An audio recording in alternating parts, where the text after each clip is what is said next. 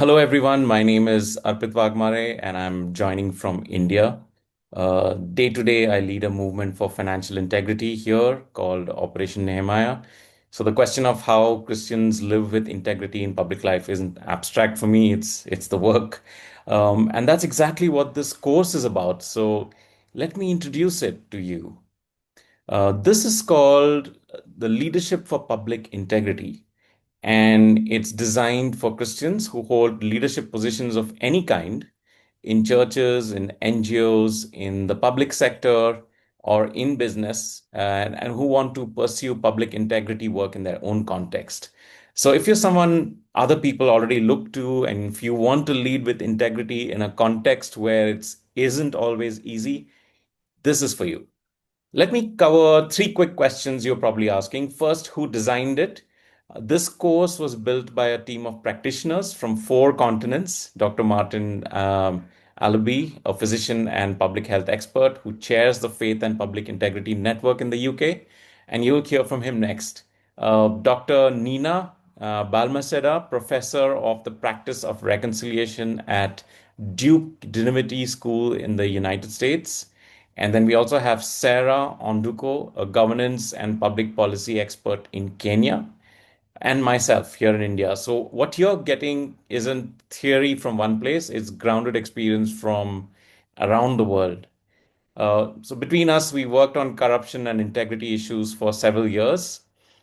And what's the commitment? So that's the second part. It runs over 3 months, from July 13th to October 12th, and it asks for about 20 hours of your time across that whole period. So it is very manageable alongside the work that you are already doing.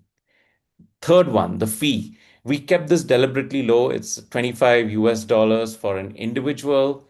And if you apply as a small group, say three people from the same country or region learning together, or if you are a full-time student, it's 15 US dollars per person.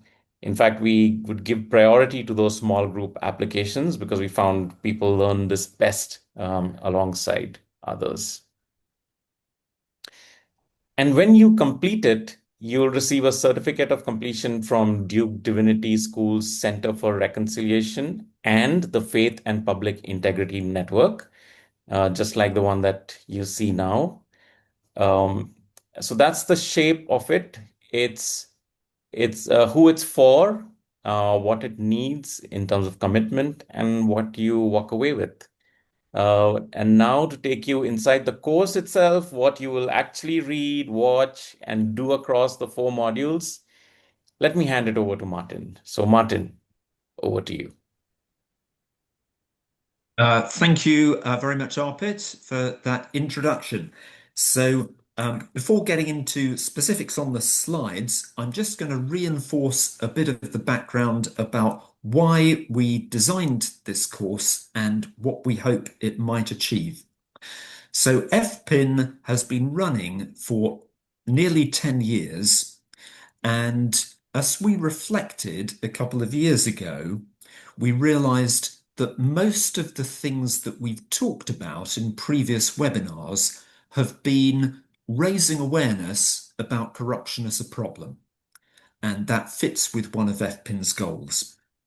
But increasingly, we've heard a growing number of Christians saying, okay, I get it. I know corruption is a problem, but what on earth can we do about it? It just seems too difficult. And to counter what I would describe as the risk of despair in the face of the beast of corruption, what we want to do with this course is to spotlight case studies that give examples of Christians from different parts of the world who have had a go at doing something practical to promote integrity and fight corruption. And we hope that those examples will be both educational but also inspirational for Christians who want to do something. And as we have designed the course, we've chosen to design it around a framework for promoting public integrity that we worked on 2 or 3 years ago, and that our colleagues in the Lausanne World Evangelical Alliance have also adopted for some of their work in Lausanne. But before we get into the details of what to do, it's always good to start with a bit of theology, and that's where the course does begin, with some theological foundations. What you see on the screen is a screenshot of this first theological module of the certificate course. You'll see that it includes a couple of discussion forums at the beginning and the end. And the idea is that students don't just go through the course on their own, they're also interacting in these discussion fora with other students who are in the same cohort, working through it over the same 3-month period. Some of the specifics that participants will be looking at in this module are some documents looking at justice in the Old and New Testaments, and then looking at public integrity in the Old Testament, New Testament, and today. Let me move on to the next slide, please, Les. So now on to the what can we actually do to promote integrity and fight corruption? So the first thing that we've identified in FPIN is we need to get our own house in order within the body of Christ, within the church, within our Christian NGOs.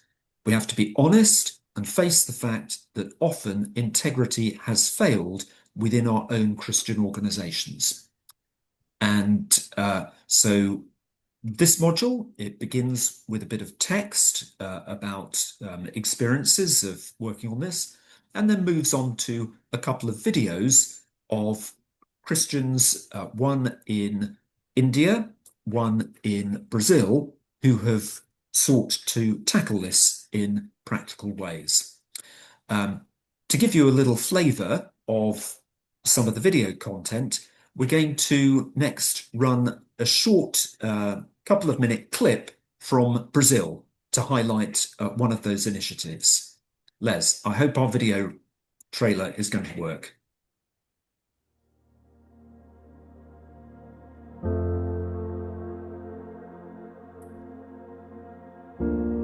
As políticas públicas, elas foram criadas a partir de um problema, a gente entende isso, de realmente alguma deficiência, alguma demanda dentro da comunidade. E é algo que a gente tem visto nos dias de hoje, que as políticas públicas não têm realmente atendido essas pessoas, e devido às irregularidades que a gente encontra no nosso sistema. E aí, mediante a isso, como o projeto Fé Cidadã, ele deve atuar. Então, eu acredito que a partir desse pensamento, a partir desse questionamento, que nós temos organizado nosso trabalho. Mas na nossa igreja, a visão, ela mudou, ela foi ampliada devido a esse trabalho de sensibilização, esse trabalho de atualização dentro da igreja, e temos lutado ainda, porque acreditamos que ainda não chegou a ser o que nós esperamos, mas é um trabalhinho que a gente vai fazendo de pouquinho em pouquinho, a gente vai colocando esforço naquilo e a gente vai conversando aos poucos para realmente a gente tentar transformar essa mentalidade da nossa igreja e da nossa comunidade. Mas como é que fica a situação de uma mãe que não tem marido, que tem vários filhos em casa, que trabalha e não recebe um salário adequado para realmente suprir as necessidades, e tem que levar os seus filhos para a escola e esses filhos não recebem merenda ou não recebem material escolar? Como é que fica a situação dessa família? Como é que a igreja tem que atuar?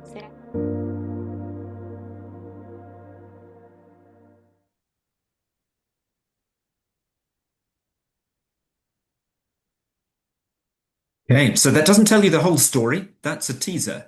And to get the whole story, you need to be doing the course. So the first thing to sort out is get our own house in order, transformation within the body of Christ. The second important thing is leadership. So for people who have positions of power and influence in any sphere of life, we really need to cultivate their capacity to act with public integrity. So in this module, we spotlight a couple of initiatives. One that I see David Lim on the call will be somewhat familiar with. This is from the Philippines, going back sometime to 2010. The second is a bit more recent from Zambia. One of them is about somebody with a lot of guns, and the second one is about a lawyer dealing with some powerful legal issues as Director of Public Prosecutions in Zambia.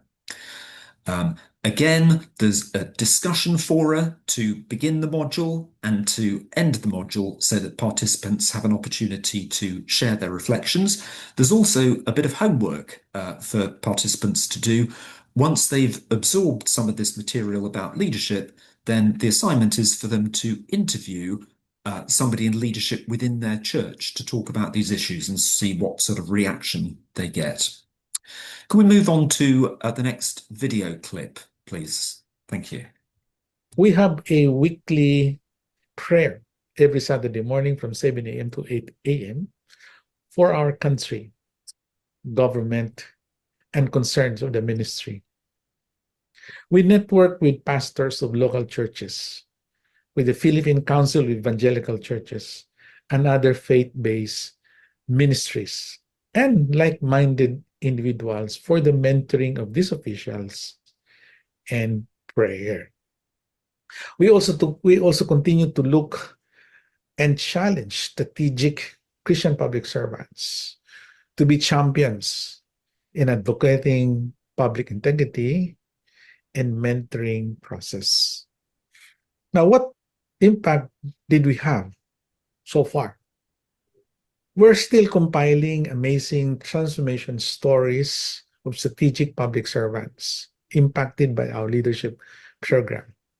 To name a few, number one, the late General Delphine Bangit, former Chief of Staff of the Armed Forces of the Philippines during the incumbency of Gloria Macapagal Arroyo, ensured honest, orderly, peaceful elections during the May 10, 2010 national elections. I am a public servant, nothing more, nothing less.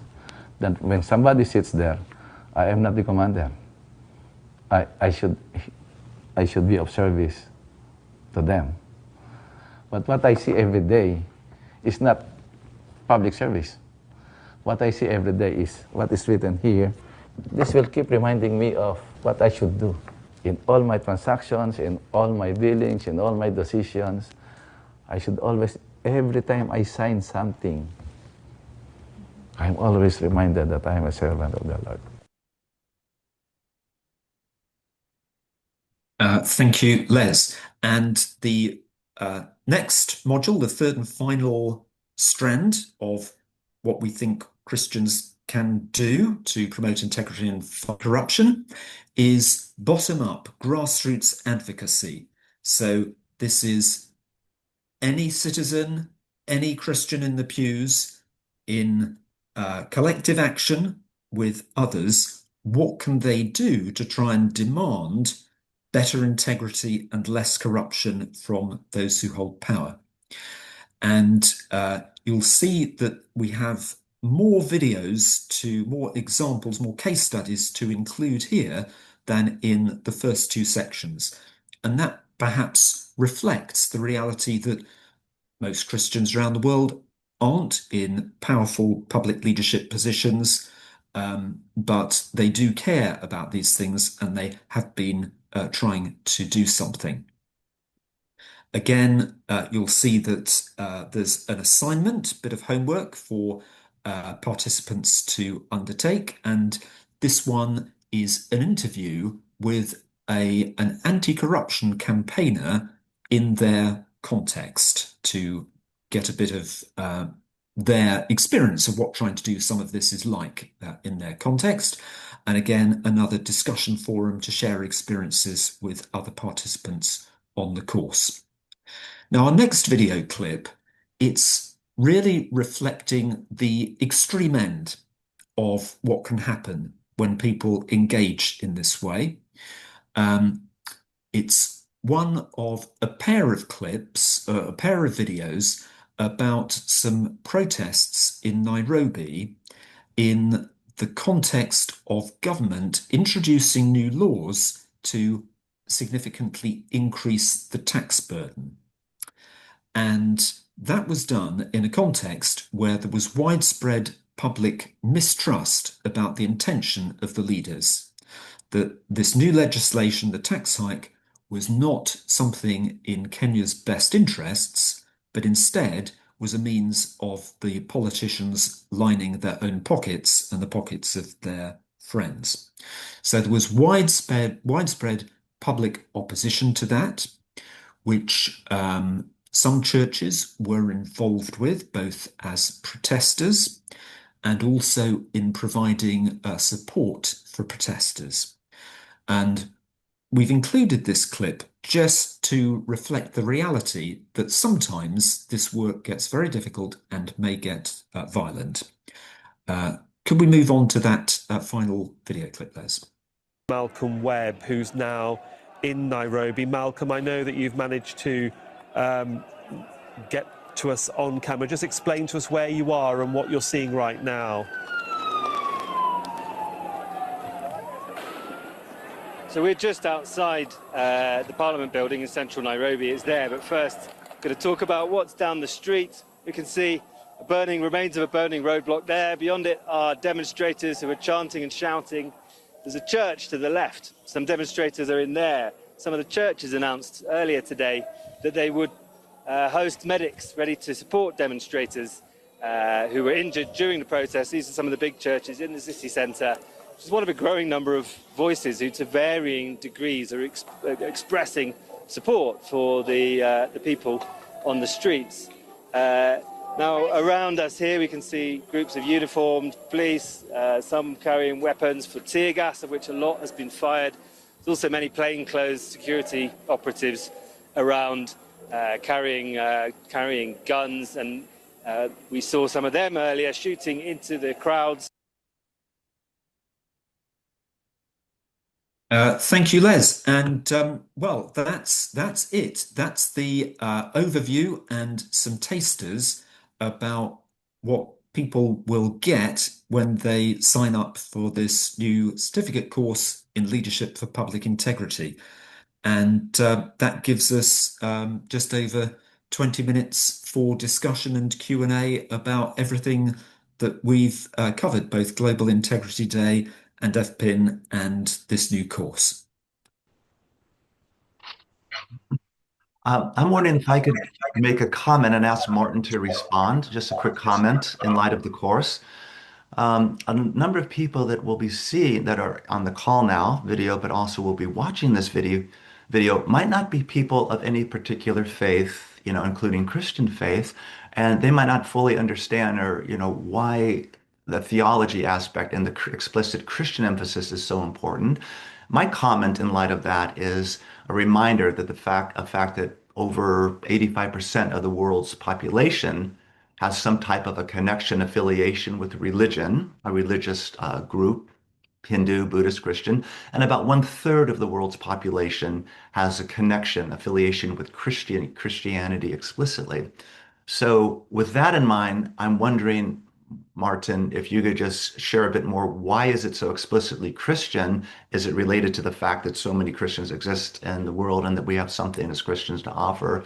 And yeah, just maybe a comment about that, because we do know that both secular people of faith and no particular faith and secular must work together on the anti-corruption, pro-integrity realities. Yes, so it's explicitly for a Christian audience because it's initiated by FPIN, Faith and Public Integrity Network, and our constituency are Christians. So yes, we recognize that Christians are just one of many important stakeholder groups to try and do something about corruption. Our starting point for FPIN was the recognition that the Bible has a great deal to say about integrity and justice and corruption. And yet the reality is that if you have a conversation with an informed non-Christian about the role of the church to fight corruption and promote integrity, they, as likely as not, will wonder what you're talking about, because they, frankly, have not seen the church as relevant. I did my PhD studies looking at this issue in 4 countries, Philippines, Kenya, Zambia, and Peru, and found 2 different scenarios. One scenario in Philippines and Peru, and this was particularly looking at Protestant, well, focused more on Protestants. And I identify as a Protestant Christian. In those 2 countries, the scenario was, well, those people, they're probably honest, but they're very disengaged from society. So they have no impact on issues of public integrity or corruption in general life. The other scenario was in Kenya and Zambia, where Protestant Christians are much more numerous as members of society.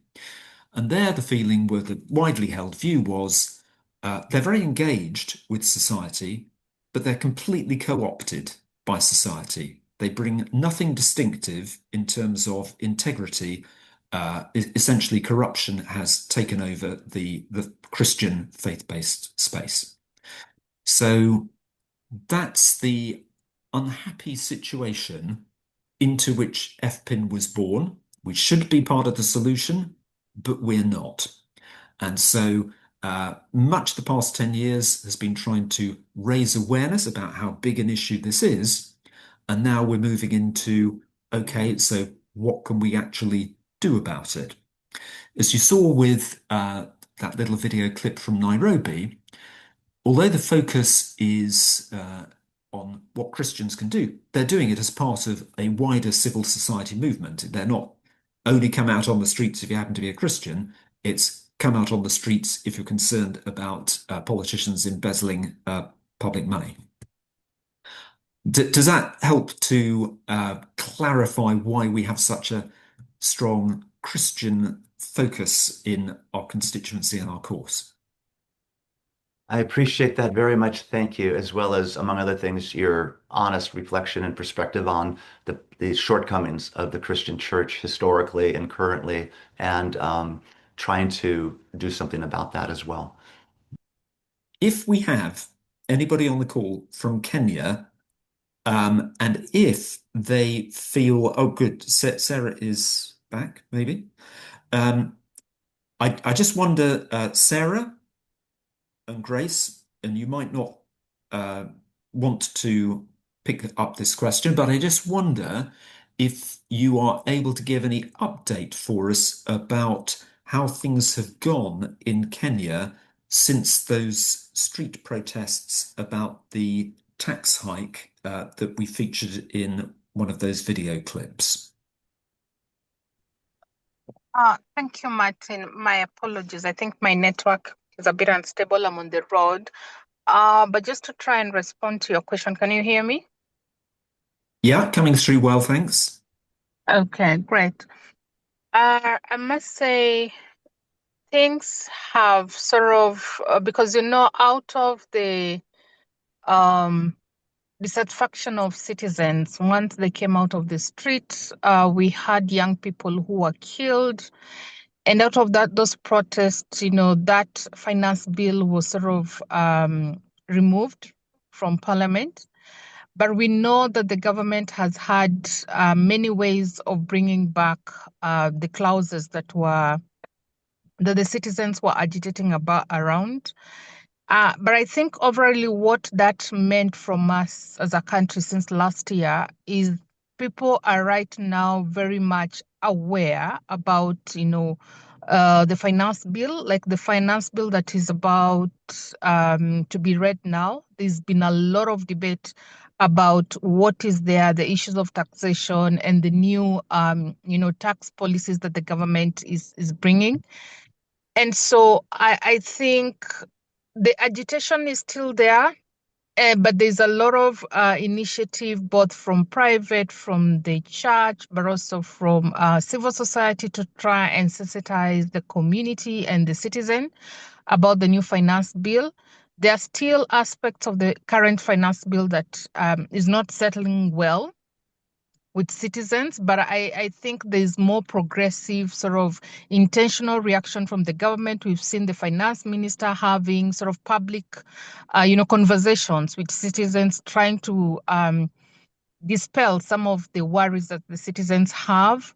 So it is an ongoing conversation, and we are at the heat of it right now. And yeah, it's really that. I think for us, what last year really brought is the ability of citizens now to interrogate the finance bill and the different policies that come with it in an in-depth manner. Yeah. Great. Thank you so much, Sarah. And for me, that brief conversation, it's a microcosm of the sort of interactions that we would love to be generating in the context of this certificate course, where people can actually have realistic conversations about trying to do something and how it's going.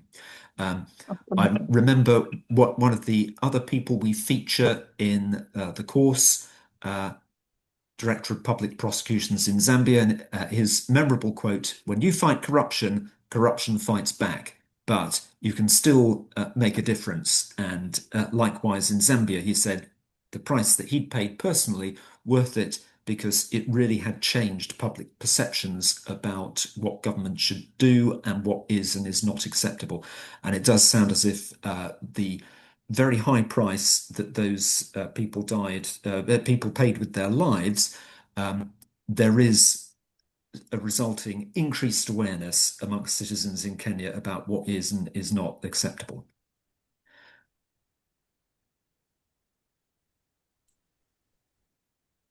Thank you so much for these challenging, also inspiring final reflections. I would like to thank you all for joining. Thank you to all of our speakers for sharing their insights, and to everyone who joined us today. I hope this conversation has inspired you not only to reflect on these issues, but also to continue learning and working and engaging with this family.